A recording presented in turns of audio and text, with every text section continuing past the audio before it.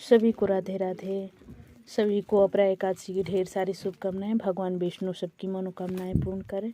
तो आइए सुनते हैं अपरा एकादशी की कथा। एक बार प्रेम से बोले विष्णु भगवान की जय। इतनी कथा सुनने के बाद महाराज युधिष्ठिर ने पुनः भगवान कृष्ण से हाथ जोड़कर कहा, हे मधुसूदन, अब आप कृपा करके मुझे ज्येष्ठ मास की एकादशी का नाम एवं महत्व में सुनाइए, क्योंकि मेरी उनको सुनने की महान इच्छा है। पांडुनंदन के ऐसे वचन सुन भगवान श्री कृष्ण जी ने कहा, ज्येष्ठ मास की शुक्ल पक्ष की एकादशी का नाम अपरा है, क्योंकि यह अपार पापों का नष्ट करने वाली है। इस एकादशी के व्रत करने वालों को ब्रह्म हत्या, भ्रूण हत्या, गोत्र हत्या, मित्र हत्या, परनिंदा, पर स्त्री रमण का पाप और तथा और भी अनेकों प्रकार के पाप नष्ट होते हैं। झूठी गवाही देने का पाप, झूठा चिकित्सक बन रोगियों को मारने का पाप तथा और भी अनेकों प्रकार के पाप अपरा एकादशी का व्रत करने से निसंदेह ही नष्ट हो जाते हैं।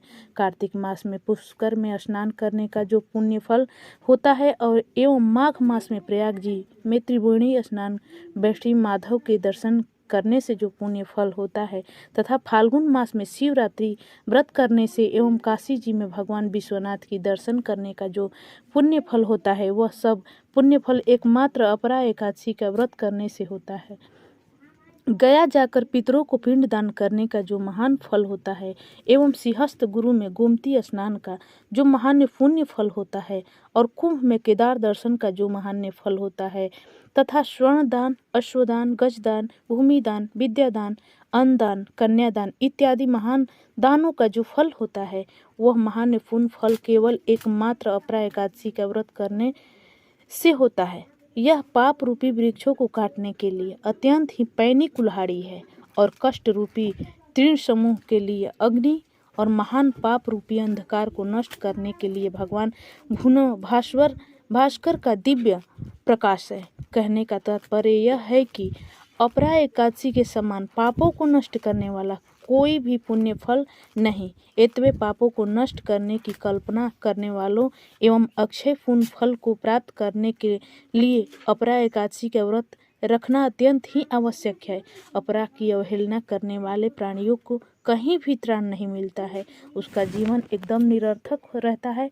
इसके विपरीत अपरा एकादशी का व्रत नियम पूर्वक धारण कर भगवान विष्णु की पूजा करने से सांसारिक सुखों को प्राप्ति के बाद अंतकाल में परलोक को भी प्राप्ति होती है। राजन, आप तो स्वयं सर्वव्यापक, अंतर्यामी, जन्म रंजन, दुख विभंजन आदि पुरुष हैं। आपको क्या, यह व्रत तो मैंने आपको लोकोपकार के लिए सुनाया है। इसके पढ़ने एवं सुनने से ही लोग पापों से मुक्त पाकर विष्णु लोक में निवास करते हैं। इस प्रकार हमारी कथा समाप्त हुई। सभी को राधे राधे।